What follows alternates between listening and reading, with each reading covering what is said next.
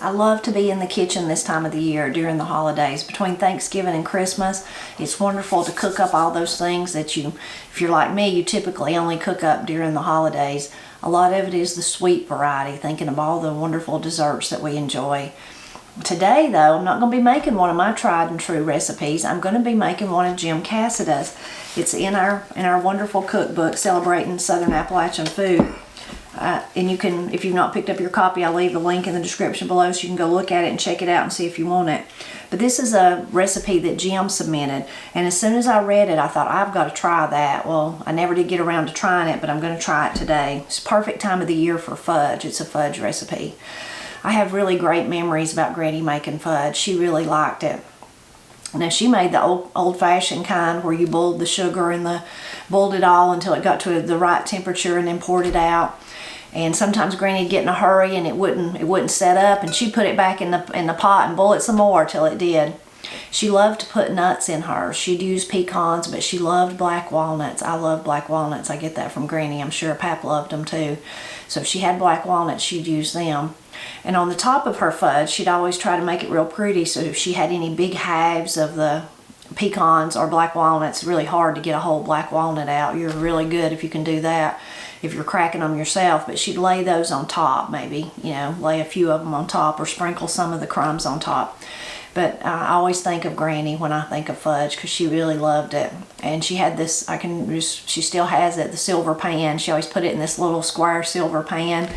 Really good memories. And fudge is something a lot of people make at Christmas. Matt's family, his Uncle Sam and his Uncle Charles, before that, Charles is no longer with us, but they always made fudge to bring to the Presley gathering, and it was really good. We really loved it. But Jim's recipe is super easy and quick. That's why I'm going to do this today. I don't have much time, but I think it'll be easy to whip up, and then we'll have something sweet to eat. So he says the title of it is Super Easy Black Walnut Fudge. Many fudge recipes are complex and time-consuming, but not this one. It's like those I was talking about from Granny when I was a girl. So you need 12 ounces of semi-sweet chocolate chips. I had a big bag, so I've got mine out here. One 14-ounce can sweetened condensed milk. I've got that. 1 teaspoon of vanilla extract. Got that. And 1/2 cup of black walnut meats. Now, if you're not a black walnut fan, I'm positive you could just put in your pecans, your almonds, your walnuts, your English walnuts, whatever you like. But I've got black walnuts, and I love them, so I'm definitely going to use that. Now I'm going to read you Jim's directions, and then we'll whip it up. Line a 9x9 baking pan with wax paper. I don't have a 9x9 pan, so I've got my glass dish over there. It's like 8x11, I think, so I think it'll work out fine. Completely though, he says, cover the bottom and the sides and have it in readiness. Place the chocolate chips, they must be semi-sweet, not milk chocolate, and sweetened condensed milk in a large bowl and microwave for 1 minute. Stir, making sure the chips melt completely, and if necessary, microwave a bit more. The chocolate needs to be smooth. Immediately stir in the vanilla and walnut meats and then transfer to the lined pan. Spread evenly and place in the refrigerator for at least 2 hours to set. Remove the fudge and cut into small squares once it is set, and then store in an airtight container. The fudge can be returned to the refrigerator or kept at room temperature. It will be softer if the latter approach is taken. So super, super easy to whip up and put together.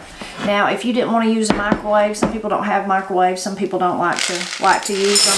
You could put this in a pot on the stove. You could definitely use a double boiler, but I think if you were careful, you could even just put it in a regular pot.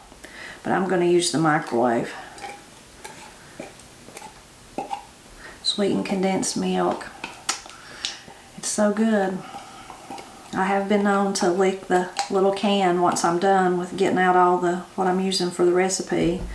And me and the girls, especially me and Corey, have been known to fight over it or to share it. We're not really fighting. We just share it, but she's not here with me today to share it.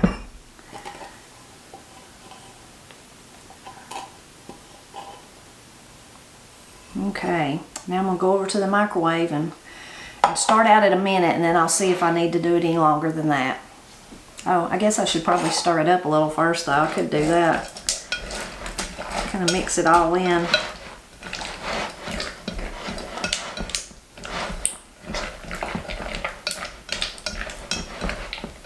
Okay, now I'm going to put it in the microwave. I'm probably going to make a mess. Maybe I'll try that. Okay, let's see if it all melted. I believe it did. We'll stir it all up good here. Oh yeah, I think minute's going to be plenty for me. I guess microwaves vary. Maybe even the temperature that you start out with too. It's very warm today here. Well, I say very warm. It's in the 50s. We've been having temperatures way down in the 20s and the 30s, so it feels like a little heat wave. Looks good. I'm gonna go ahead and pour in my vanilla and my walnuts.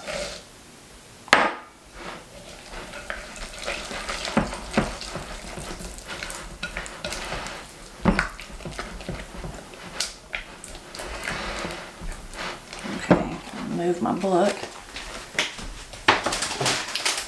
put it in my dish.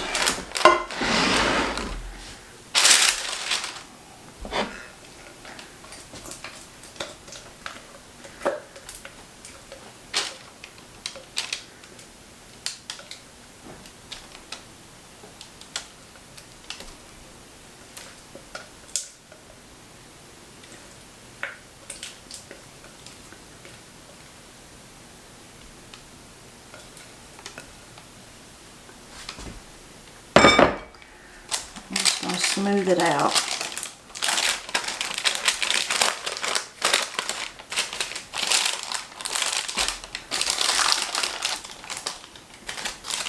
Since my pan's a little longer, it's not going to be as thick probably, but I think it's going to be good. I got me some extra walnuts I'm going to sprinkle on the top. Thinking about Granny. I wish I had some whole pieces, but I don't.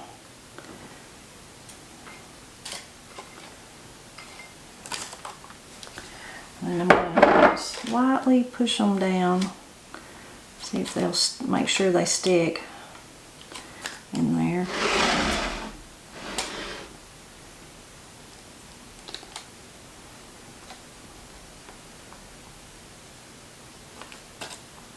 Okay, I'm going to follow Jim's advice and I'm going to put it in the refrigerator for a couple of hours, and once it comes out I'll show you how it turns out. I've had the fudge in the refrigerator for several hours now, so I'm going to get it. Makes it easy to just pull it right out if you do use wax paper like Jim suggested. Pour that side of it. I was trying to pull it down a little bit and then I can start cutting it. Looks like it's going to be tasty. Which way? Let me go ahead and tear that off. Which way would be better to cut it? I think I'm going to cut it in half and then start cutting. Here's Matt, just in time to taste it. Although he's not crazy about black walnuts like I am, so I don't know if what he'll think about it.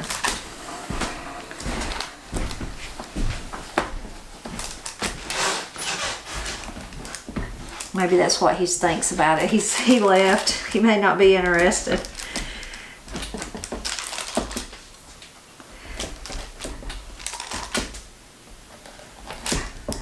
I'll have to get me a little container out to store it in. I like to make my fudge pretty small little bites just because it's so rich. You don't need much at one time.